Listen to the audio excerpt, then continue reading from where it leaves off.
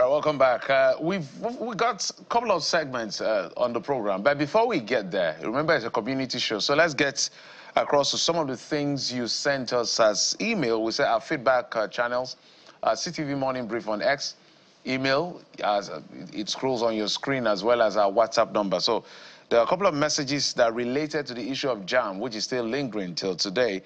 And this is coming in from Waziri Ndambata, Mustafa Shehu.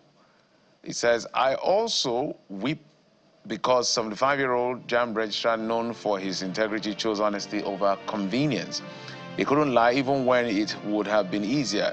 Perhaps he was even sabotaged in a system where blame is often shifted, his sincerity stands out. This moment is not just about technical failure, but the weight of truth carried by a man of honor.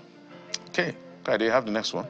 This is from Aliyu, saying that we admit that the man has done a lot of remarkable things in the past, so he deserves a second chance to correct the errors. That's what this user says. I know that there is this, well, I say philosophy now, that some people have, that, well, if a problem happens under you, you're meant to stay to fix it. Then afterwards, whatever happens is left to chance or the decisions of the higher ups. But that's a philosophy in management. Some say that if a problem happens under someone, the person must stay and fix it, not then up and leave or fire the person when the problem happens. No, this problem happened under your watch. You fix it, then we'll talk about your fate later on. All right, this is coming from Akonde Olayinka. Says, JAM should be aware that some CBT centers in Ibadan, CBT experienced glitches as well. All right. So a lot more people have been reporting their experience. Let's say, okay, we'll get more for you on the UTME. Again, they're coming in fast across the country. But, the conversation we had with the Minister of Education also got a lot of people talking, particularly with the suspension or the end of that bilateral education agreement. Because we have Nigerian students who are in other countries on scholarships. It's some sort of agreement between Nigeria and those countries where Nigeria pays, let's say, for tuition, and then those countries pay for accommodation or whatever. There's always that agreement. It differs from country to country. So some of the beneficiaries have been, kicking against the suspension, even though the minister had said they had sorted out all of the arrears. But they said, no, we've not gotten. So Benga, following Shaw, is raising this issue yet again, asking that their stipends be paid, saying that we worked for it. But this is particularly about NPower, pardon me. This is for NPower this time around, saying that the stipends be paid. All right, there are other issues as well. The issue of mandatory voting and what got people talking and some people upset, literally. Yes, the rationale behind ensuring that everybody performs their civic responsibility is a great one, but trying to put a jail term for not voting is what people don't take comfortable. In fact, people are saying rather than that, why don't you work on yourself as elected officials to make sure that people get the dividend of democracy on one hand. On the other hand, when votes count, you don't need a legislation. So it's not a legislation that will change anything. It is if people are aware, and there are climes all over the world, including Africa, where votes count. So it's not rocket science. Vote counts in places in Africa. And those places, you don't need to have any legislation to force people to go and vote. But some lawmakers, I think the House of Reps, had actually, this bill had passed second reading that to make voting mandatory and even a jail term for not voting. So these are your responses. This citizens' compulsory voting bill will not make sense if they don't address the issue of these mad defections. Okay, that's running back to the lawmakers. I can't imagine voting for you on a platform, particular platform, and you carry my mandate to another. If you are desirous to switch party, please drop my mandate for me. Until this is done, no compulsory voting. Sunday Uchechuku.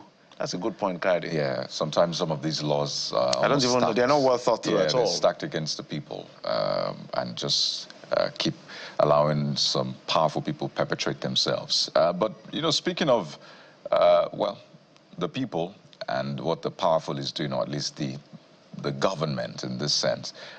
Let's show you this video of illegal substances found in female head ties. This is something that came through We just wanted to show you some of the trends now when it comes to narco. The NDLEA releasing these statements time and again. So those are caps. You see head ties. I think this is called damask, Jeffrey. I think this is damask. Why are you asking me? I don't know. And some of the assured materials. But take a look at this discovery yet again.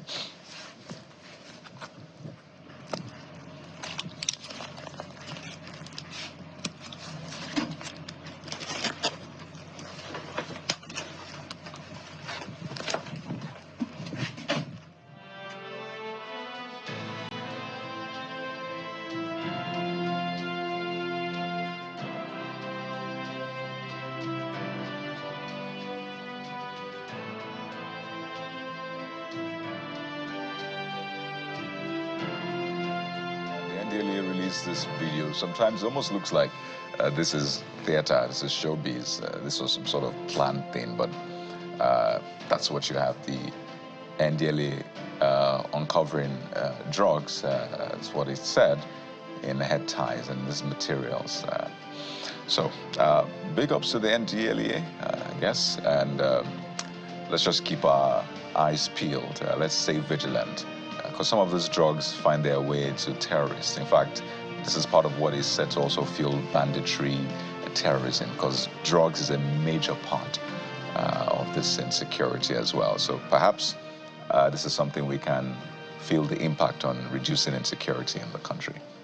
At the end of the day, I must commend the NDLEA. Whatever gadget technology they have on offer, it's good to see that however you want to smuggle or traffic, whatever name this is called, these guys have a way of just finding out and catching you. So it's clear, Kayode, that people are not giving up on this industry. It's a big industry, billions of dollars across the world. So maybe there will never be a time when all of these seizures will stop, because the people that are perpetrating it are not willing to give up anytime soon. So they are ready to go the 9 yards, no matter the risk it takes.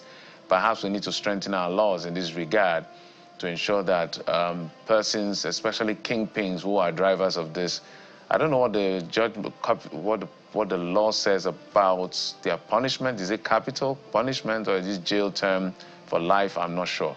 Perhaps we need to strengthen this because there are crimes you go to as soon as you're caught with drugs. I'm sorry. You have a date with the maker in that sense. There you go. Yeah. So big ups yet again to the NDLEA and all others providing intelligence in this process. But we'll take a quick one now. We have joining us in the next segment a woman doing great stuff in leadership and business. We'll be talking about thriving beyond the stereotypes. This is a conversation you don't want to miss. Stay with us.